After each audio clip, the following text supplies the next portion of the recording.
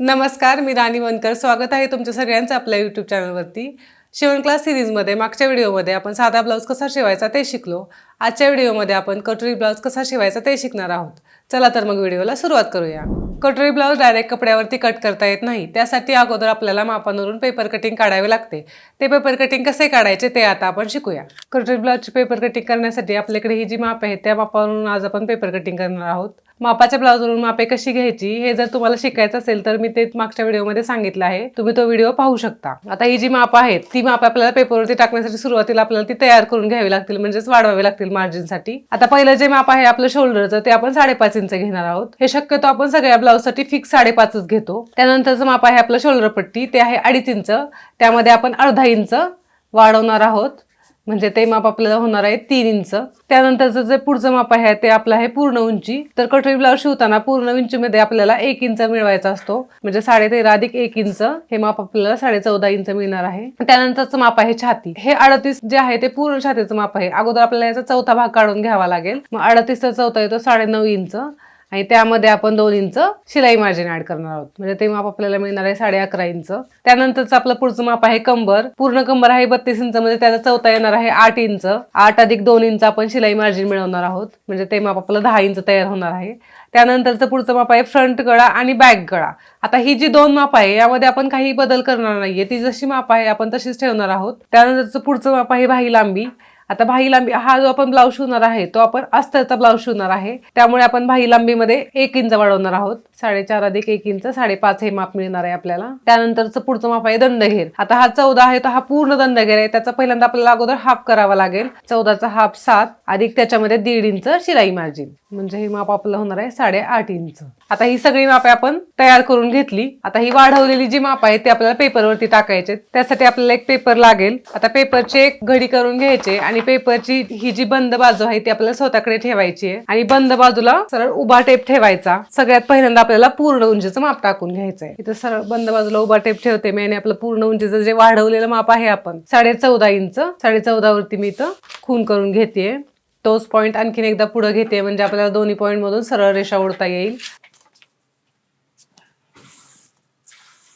पूर्ण उंचीची रेषा ओढली. आता आपल्याला मुंड्याचं माप घ्यायचंय. आता मुंड्याचं माप घेण्यासाठी आपण किती छातीच्या मापाचा ब्लाऊज शिवतोय ते बघायचं. आता इथे आपण 38 इंच छातीचा ब्लाऊज शिवतोय, मग त्यासाठी आपण मुंडा 6 इंच घेणार आहे. यासाठी मी तुम्हाला इथे एक चार्ट देते. तुमचं जर काही माप कमी असेल छातीचं तर त्यानुसार तुम्ही कमी किंवा जास्त असेल तर जास्त मुंडा घेऊ शकता. तर इथे या चार्ट नुसार 38 छातीसाठी 6 इंच माप येते, तर मी इथे 6 इंचावरती खून करून घेते.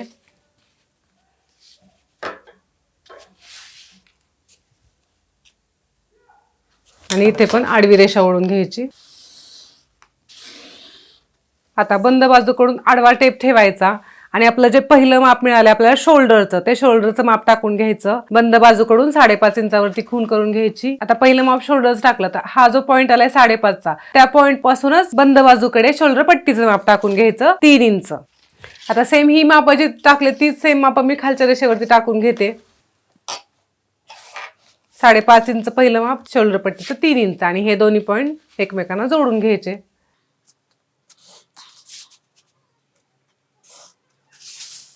शोल्डरचं माप टाकून झालं. त्यानंतर आपण जे मुंड्याचा पॉईंट घेऊन त्याच्यातून जी रेषा ओढली त्या रेषेवरती आपण छातीचं माप टाकणार आहोत. ते आपण वाढवून किती तयार केले 11.5 इंच. मग इथं 11.5 इंचावरती खून करून घेते. सेम तसंच खालच्या रेषेवरती कमरेचं माप टाकून घ्यायचंय. ते आपण तयार केलं आहे 10 इंच आणि हे दोन्ही पॉईंट एकमेकांना तिरके जोडून घ्यायचे.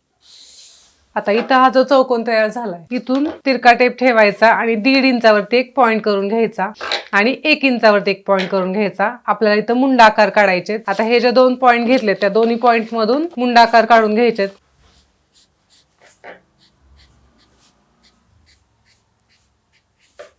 बाहेरच्या पॉईंट मधून बाहेरचा मुंडाकार आणि आतल्या पॉईंट मधून आतला मुंडाकार. मुंडाकार काढून घेतले. आता हा जो चौकोन आहे त्याच्यामध्ये फ्रंट गळ्याचं माप टाकायचंय. ते आहे आपलं 6.5 इंच. 6.5 इंच वरती बॉक्स तयार करून घ्यायचा आणि त्या बॉक्स मध्ये गळ्याचा आकार द्यायचा.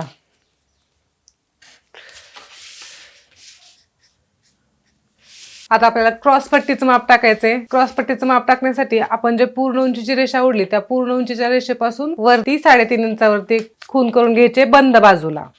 बंद बाजूला 3.5 घेतलं तर फिटिंगच्या बाजूला 2.5 इंच घ्यायचं आणि हे दोन्ही पॉइंट आकारात जोडून घ्यायचे.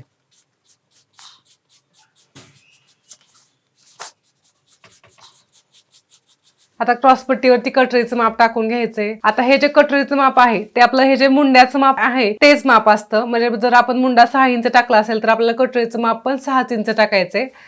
मग बंद बाजूकडून 6 इंचावरती खून करून घ्यायची. आणि हा जो आतला मुंडा आहे, आता हा जो आतला मुंडा आहे तिथपासून 2, 2.25 आणि 2.5 असे 3 पॉइंट घ्यायचे. आणि हा जो गळ्याचा चौकोन आहे तिथून वरती 1.5 इंच, हा गळ्याचा चौकोन आहे तो 1.5 इंचचा जो पॉइंट घेतलाय तिथून सुरुवात करायची आकार घ्यायला. आणि हा जो 6 इंचचा आपण पॉइंट घेतलाय तिथपर्यंत आपल्याला कटोरीचा गोल आकार घ्यायचा आहे.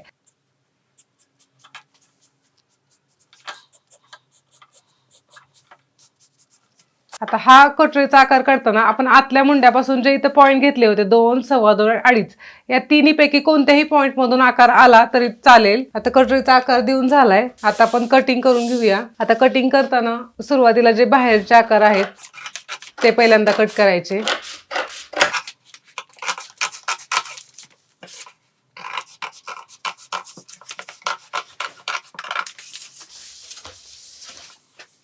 इथून आपण पुढचा गळा आखलाय तिथून इथे एक खून करून ठेवायची आणि हे दोन्ही पेपर वेगळे करून घ्यायचे. आता पुढच्या भागाचे क्रॉस पट्टी, फ्रंट आणि कटोरी कट करून घ्यायचे. आतला मुंडा आकार पण कट करायचा.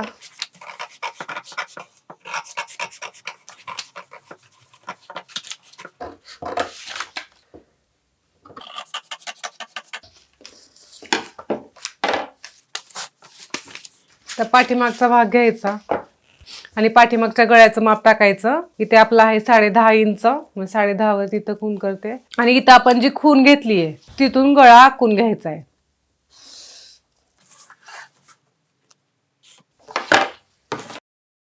आणि इथं कोपऱ्यात गोल आकार द्यायचा आणि हा गळा आपण कट करून घ्यायचा. हा पाठीमागचा भाग आणि हे फ्रंट. आता कटोरी ब्लाउजचे हे जे फ्रंट कटोरी आणि क्रॉस पट्टी आहे हे तिन्ही भाग आपल्याला वाढवून घ्यावे लागतात. तर ते कसे वाढवायचे ते बघूया. त्यासाठी एक पेपर घ्यायचा. सगळ्यात पहिल्यांदा आपण फ्रंट वाढवून घेऊया. आता फ्रंट पेपरवरती ठेवताना फ्रंट नेहमी सरळ ठेवायचा आणि आखून घ्यायचं.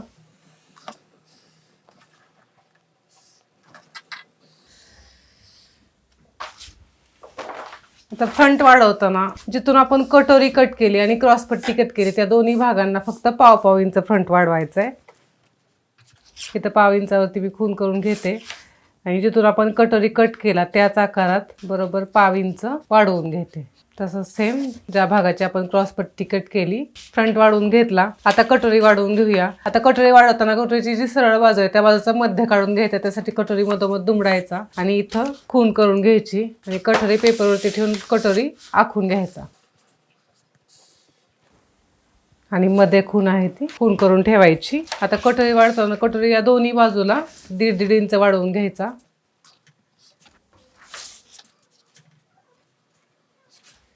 आणि मध्ये पण 1.5 इंच आणि हे तिन्ही पॉइंट एकमेकांना जोडून घ्यायचे.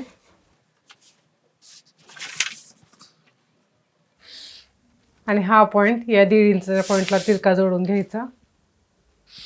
आता हा जो गोलाकार आहे हा वरती 1.5 इंच वाढवायचा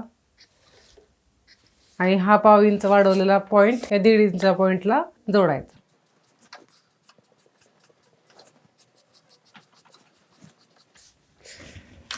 अशा पद्धतीने आपण कटोरी वाढवून घेतला. आता क्रॉस पट्टी वाढवून घ्यायची. आता क्रॉस पट्टीची जी तिरकी बाजू आहे त्या साईडला फक्त 1.5 इंच वाढवून घ्यायचं.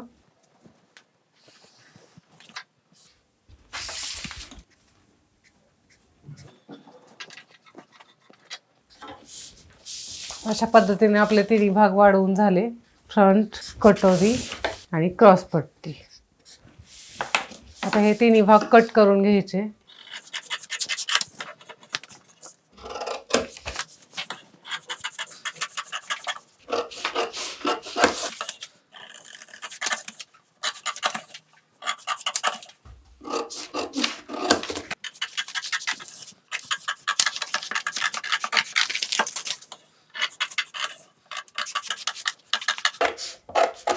अशा पद्धतीने आपण तिन्ही भाग वाढवून घेतले. बॅक आणि हे फ्रंटचे तिन्ही भाग. आता आपली राहिली बाही. आता आपण बाही कटिंग कशी करायची ते बघूया.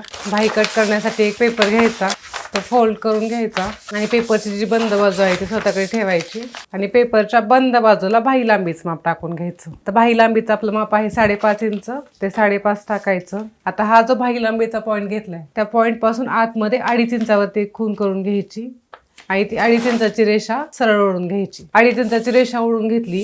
आता या 2.5 इंचाच्या रेषेवरती ज्या ब्लाऊजची बाही आपण कट करतोय त्या ब्लाऊजच्या छातीचा चौथा भाग टाकायचा. तर इथं आपल्या छातीचा चौथा आहे 9.5, मग ते 9.5 इंच इथे टाकून घ्यायचं. त्या 9.5 मध्येच 2 इंच शिलाई माया सोडायची आणि हा 2 इंचाचा पॉईंट बाही लांबीच्या पॉईंटला तिरका जोडून घ्यायचा.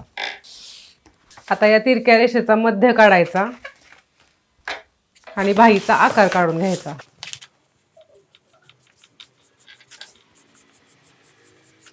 इथे दंडघेचं माप टाकून घ्यायचं. दंडघेचं माप आपलं आहे 8.5. मग 8.5 वरती इथं खूण करून घ्यायची आणि तिरकी रेषा जोडून घ्यायची.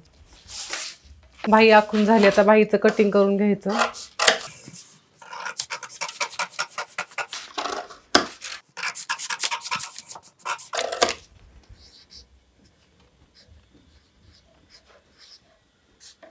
अशा पद्धतीने आपलं बाहीचं कटिंग झालं. अशा पद्धतीने आपण कटोरी ब्लाउजचं पेपर कटिंग केलं.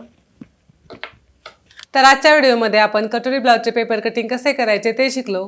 पुढच्या व्हिडिओमध्ये आपण याच पेपर कटिंगवरून कापड कसे कट करायचे आणि ब्लाउज कसा शिवायचा ते शिकणार आहोत. या व्हिडिओमध्ये जर काही शंका असतील तर त्या मला कमेंटमध्ये नक्की विचारा. व्हिडिओ आवडल्यास लाईक करा, शेअर करा आणि चॅनलला सबस्क्राईब नक्की करा. धन्यवाद.